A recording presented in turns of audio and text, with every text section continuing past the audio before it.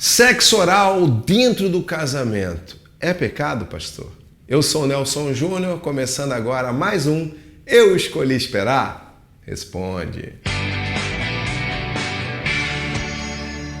Pergunta de hoje, pastor, no outro vídeo que você falou sobre o sexo oral antes do casamento, você não fez nenhuma referência ao sexo oral depois de casado.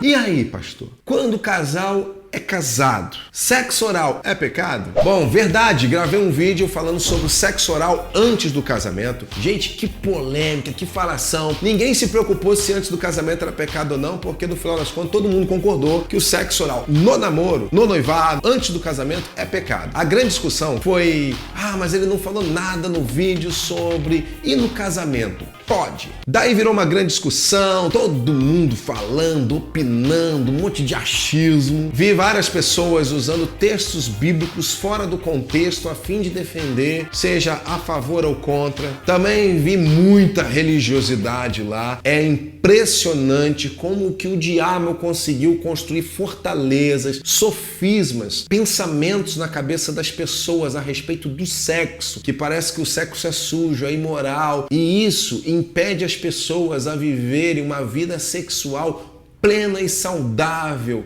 em Cristo. Bom, mas enfim, isso faz parte. Vamos focar na pergunta de hoje. Nelson, o que a Bíblia diz sobre o sexo oral praticado dentro do casamento? Se você ler a Bíblia de Gênesis e Apocalipse, você não vai achar nenhum texto, nenhum versículo que apoie a prática do sexo oral no casamento.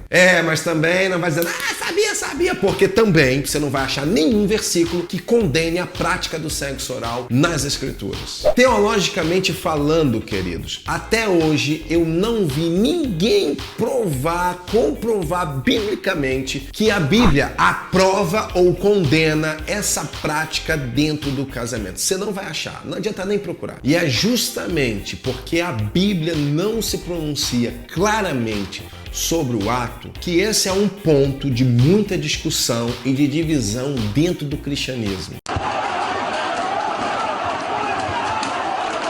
E você vai ver nos comentários aí embaixo. Mas e aí, Nelson? O que você diz agora, pessoalmente falando, já que a Bíblia não diz muita coisa sobre isso? Bom, primeiro eu tenho que ser responsável. Provavelmente nós não somos da mesma denominação religiosa. Somos de instituições religiosas diferentes, talvez alguns dogmas diferentes. Então eu preciso ser muito responsável em dar minha opinião pessoal e meu entendimento bíblico como teólogo e como pastor nesse assunto. Você precisa conversar com seus líderes sobre isso. Por quê? Você precisa descobrir o que a sua denominação ensina sobre o assunto. Por exemplo, se você é católico, a orientação é que a prática do sexo oral é pecado. Ponto. Se você é adventista, também recomenda que a prática do sexo oral, mesmo dentro do casamento, é pecado. Ponto. Se você é de alguma igreja evangélica, mas a sua igreja evangélica ensina que o sexo oral dentro do casamento é pecado, então você faz parte de uma denominação que condena o sexo oral dentro do casamento. Então, se eu falar para você que pode fazer, eu vou estar sendo irresponsável, porque você vai estar quebrando um princípio de um lugar onde você congrega, de um corpo onde você comunga. E isso não é responsável. Se você faz parte de uma denominação cristã que condena o sexo oral no casamento, a minha orientação para você é: não faça. Por outro lado, se você faz parte de uma denominação cristã que entende que o sexo oral dentro do casamento não é pecado, mas se no fundo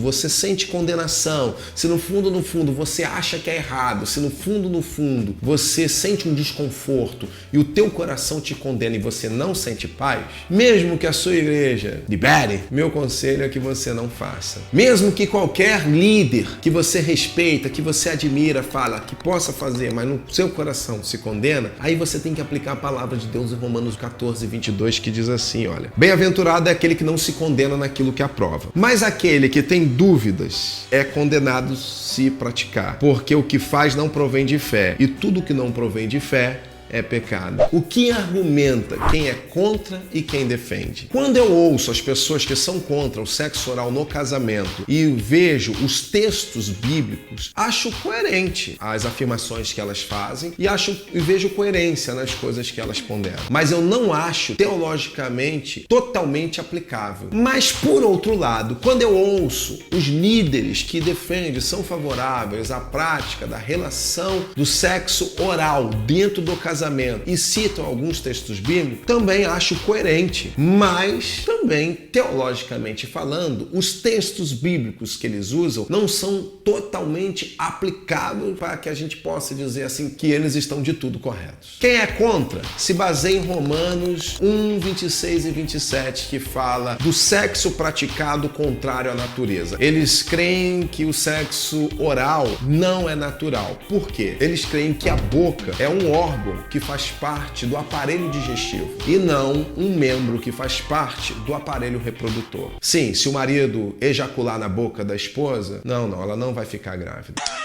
Se não reproduz, logo não é natural. Mas e quem defende a prática do sexo oral dentro do casamento? O que é que argumenta? Bom, daí eles citam, por exemplo, Provérbios 5,18, que fala: alegra-te, deleita-te, tenha prazer com a sua mulher no dia da sua mocidade. Ou seja, é uma referência para as pessoas não justificarem o fato de praticarem adultério, buscarem a mulher adúltera, que está escrito isso tudo em Provérbios capítulo 5, capítulo inteiro fala sobre adultério, e a Bíblia então aconselha que você busque esses prazeres dentro do casamento para que o inimigo não use isso como argumento para você buscar fora do seu casamento. Eles também usam o texto de Colossenses 3, versículo 21 e 23, que fala assim: quando você era do mundo, você vivia debaixo de determinações, mas agora não vive mais debaixo das determinações que dizem não toque nisso, não manuseie aquilo outro, porque essas coisas, no fundo, não tem nenhum valor contra a sensualidade e o pecado sexual. E também há uma outra linha que cita 1 Pedro 3, 7, que diz que quando coabitar com a sua mulher, façam com entendimento. Ou seja, tudo que é feito com o entendimento entre o casal é válido. Não há pecado, porque em comum acordo, ambos decidiram, conforme 1 Pedro 3, 7, coabitarem com o entendimento. Também acho muito coerente. Interessante. Terceiro, tá, Nelson? E você? O que você acredita? Queridos, eu sou favorável à oralização dentro da relação sexual, na intimidade do casal. Se estímulos orais, com beijo, com mordidas e com a boca, estimulam o casal, fortalece, e culmina na relação sexual, eu sou favorável que sirva como um estimulante. Eu não sou favorável ao sexo oral como finalidade. É quando os parceiros só chegam ao orgasmo na relação sexual unicamente e expressivamente através do sexo oral. Existem casais que, por causa do histórico de perversão sexual, só alcançam orgasmo único e exclusivamente através do sexo oral. Então eles acabam trocando o prazer da relação sexual com penetração pelo prazer que é, às vezes, por causa de uma fantasia erótica, por causa de um filme pornô, que sente muito mais prazer ejaculando na boca da sua esposa do que um homem que sinta prazer lá visitando a casa da vovó, lá no chamego, no recôndito do tabernáculo, lá nos lugares mais profundos e quentinhos e remotos desse planeta.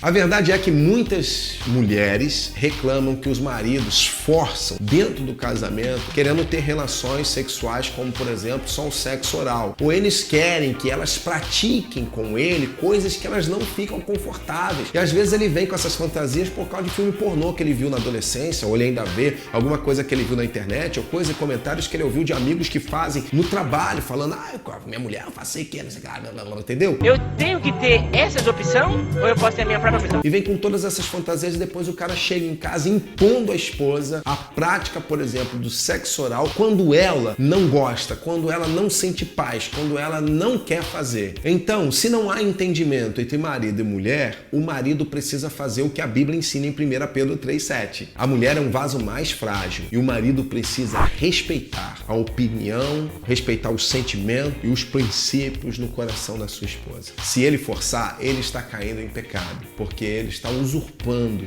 ele não está amando a sua esposa como a Bíblia ensina. Se o casal usa beijos e a boca como uma forma de demonstrar carinho, ou faz carícias em qualquer outra parte do corpo, inclusive a vagina da esposa, e quando estimulado, essas coisas cooperam para melhorar a performance, principalmente das esposas, da mulher, que quase sempre tem um pouco mais de dificuldade de chegarem ao clímax na relação sexual, eu acredito que nesses casos a oralização é lindo, show de bola. E há um ponto que eu quero deixar muito claro aqui. Você que é cristão, cuidado para não cair em uma prática muito comum que chama-se perversão sexual. Essa linha, essa questão de sexo oral, sexo anal, brinquedos eróticos, fantasias, ela é uma linha muito fina, porque ela é uma linha que pode ser só fruto da nossa imaginação ou recursos para que o casal alcance ou melhore o desempenho sexual, como também pode cair do outro lado de lá, que é a linha só mesmo de pura promiscuidade, onde o casal só tem uma mente suja, tem péssimas referências sexuais, tudo que é fruto dos vídeos pornôs e vídeos eróticos que inspiram o casal a querer representar as mesmas coisas. Tem muita gente crente dentro da igreja muito pervertida. As pessoas muitas vezes são muito puras quando estão dentro da igreja, mas a maioria das pessoas que eu já atendi, cristãs, são muito promíscuas e pervertidas quando estão atrás de 4 paredes. Mas pastor, e o sexo anal? Bom, esse é um assunto para um próximo programa. Eu sou o Nelson Júnior e esse foi o Eu Escolhi Esperar Responde.